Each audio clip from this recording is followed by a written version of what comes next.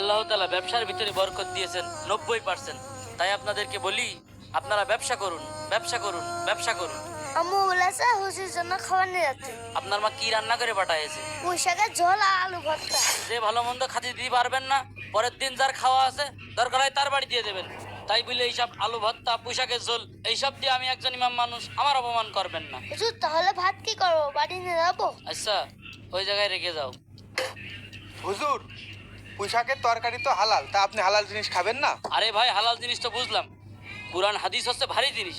এইসব ভারী জিনিস আমি ধারণ করে রাখি, আপনাদের ভিতরে সেসব আলোচনা করি। তাহলে আমার একটু পুষ্টিকর ভারী ভারী খাবার খেতে হবে না? এটা আপনারা কেন বোঝেন না? এই পুঁইশাক আলু ভর্তা খালি কি আমি চলতে পারি কন? যে যতটুকু পারে সে ততটুকুই দিছে, তা আপনি খাবেন না কেন?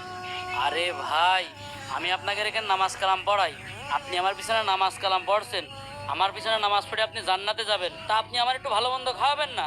আপনি শুধু খাওয়াটাই দেখছেন, আপনি জান্নাতে যাওয়াটা দেখলেন। হুজুর, পুঁইশাক আর আলু ভর্তা না হয় বুঝলাম, কিন্তু আপনি ব্যবসা নিয়ে তো আলোচনা করেন, তা আপনি নিজে ব্যবসা করেন নাকি করতে? এইটি কোনো কথা বললেন?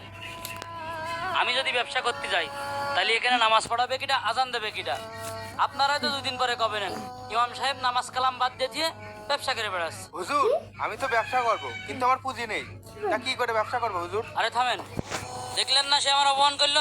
আপনি ওটা দেখলেন না? আপনি আসেন ব্যবসা নিয়ে। আজব কথা, আমি আপনার কখন অপমান করলাম? আমি কইছি যে আপনি নিজে ব্যবসার ফজিলত সম্পর্কে এত আলোচনা করেন, আপনি তো নিজেই ব্যবসা করেন না। আমারও তো মনে চাই ব্যবসা করতে, কিন্তু আমি ব্যবসা করতে গেলে নামাজ পড়াবো কখন? তাহলে আপনি ব্যবসার ফজিলত সম্পর্কে এত আলোচনা করেন কি করতে? ধনীকের তুলনায় গরিবরা 500 বছর আগে জান্নাতে যাবে, তাহলে আমি কি করতে 500 বছর পরে জান্নাতে যাব? এই জন্যই তো আমি গরিবই থাকতে চাই। আপনি যদি গরিবই থাকতে চান, তাহলে পুঁইশাকের ঝোল আর আলু ভর্তা খাবেন না কেন হুজুর? ভাই, আমি গরিব মানুষ, আমার চাহিদা খুবই সামান্য। খাওয়ার মধ্যে খাই একটু গরুর গোশ আর একটু মুরগির গোশ, তাও আপনাকে চোখ টাটাচ্ছে, এতেও আপনাকে সমস্যা। হুজুর, এই মহল্লার মানুষ তো সবাই বড় লোক না যে আপনার প্রতিদিন গোশ ভাত দেবে। যার যেটুক সামর্থ্য আপনাকে সেইটুকুই দিয়েছে। আরে ভাই, মহল্লার মানুষ তো প্রতিদিন আমার খাতি দিচ্ছে না, একজনের বাড়ি একদিন করে, মাসে একদিন করে খাওয়া। তাই বলে আপনারা পুঁইশাক ঘোটা, ওই আলু ভর্তা এইসব খাওয়ায় হুজুরি অপমান করছেন না আপনারা? তাই বলে একদিন ভালো মন্দ খাওয়ানোর সামর্থ্য আপনাদের নেই? আল্লাহ দিইনি? হুজুর, ইমাম আবু হানিফার নাম শুনেছেন না?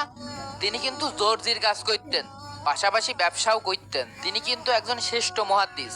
ইমাম বুখারীর নাম শুনেছেন, তিনিও কিন্তু ব্যবসায়ী ছিলেন। কই, তারা তো ইমামতেও করেছে, তাদের তো সমস্যা হয়নি। তার মানে আপনি কি বোঝাতে চাচ্ছেন আমি কোরআন হাদিস কিছু জানি না? না, আসেন আপনি ইমামতি করেন, আসেন আমি চলে যাচ্ছি। আমি যে ব্যবসা করে খাই, আপনি সেই ইমামতি করেন, আসেন। হুজুর, আমি কিন্তু এইভাবে বলতে চাইনি, আপনার এলেমে ঘাটতি আছে।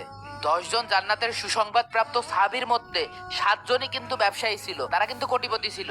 আরে আপনি আগের যুগ আর এখনকার যুগ তো এক করলে হবে না। আপনি এই যে কেবলটা করলেন যে আপনি পুঁইশাকের তরকারি মরকারি খাতি পারবেন না, আপনি 500 বছর আগে জান্নাতে যেতে চান। কে আপনি জানেন না, জান্নাত পেতে হলে গরিব হওয়া জরুরি না, হালাল উপার্জন করে ধনী মানুষও জান্নাতি হতে পারে।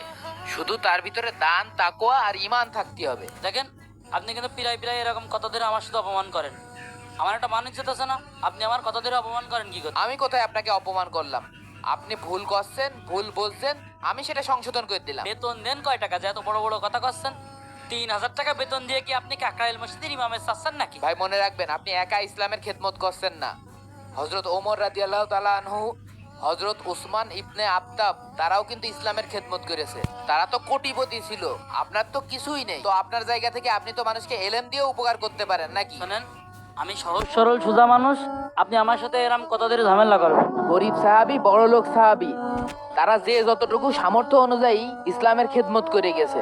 আপনি কি খেদমত করছেন? শুধু নামাজ পড়ানো আর আজান দেয়া ছাড়া আপনি কি খেদমত করছেন? আপনি কি একটা মুসল্লির বাড়ি যেয়ে নিয়ে একটু দাওয়াত দিয়েছেন?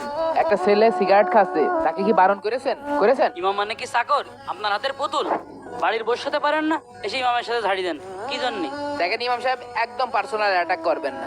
আমি আপনার বুঝাতে চাইছি, শুধু নামাজ পড়ানো ইমামের দায়িত্ব না, সমাজের প্রত্যেকটা মানুষ কে কি করছে, কেউ ভুল পথে যাচ্ছে কিনা সেটা দেখাশোনা করার দায়িত্বও কিন্তু আপনার।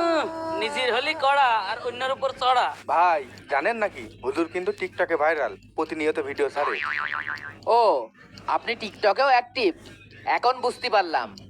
পুঁইশাক আর আলু ভর্তা কি করতে খাতি পাচ্ছেন না। শুধু নামাজ পড়ানো ইমামতি না, নামাজের পাশাপাশি মানুষের দাওয়াত দেওয়া কিন্তু ইমামতির কাজ, মানুষের খোঁজ খবর নেওয়াও কিন্তু ইমামতির কাজ। এইটা আর পার্সোনাল অ্যাটাক না, একটু আগে আপনার বোর কথা কলাম বিলে পার্সোনাল অ্যাটাক হয়ে গেল, আর এখন আপনি টিকটকের কথা করছেন।